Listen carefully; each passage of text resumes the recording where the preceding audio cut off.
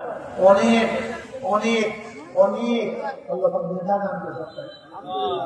হাফেজ, মুহাদ্দিস, মুফতি, সাহিত্যিক, লেখক, তাফসীর, ওয়াইজি, তিনি একজন ভালো তর্কবিদ, একজন মুনাজির।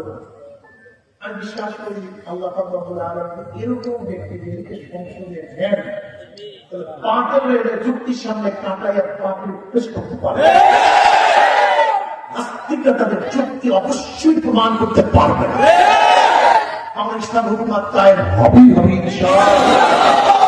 আমাদের শামসুল আশরাফি সাহেব ইনশাআল্লাহ আগামীতে হাত পাকায় ইনশাআল্লাহ এই এলাকা থেকে নির্বাচন করার জন্য ইসলামী আন্দোলনের তরফ থেকে ঘোষণা দেওয়া হলো। আলহামদুলিল্লাহ।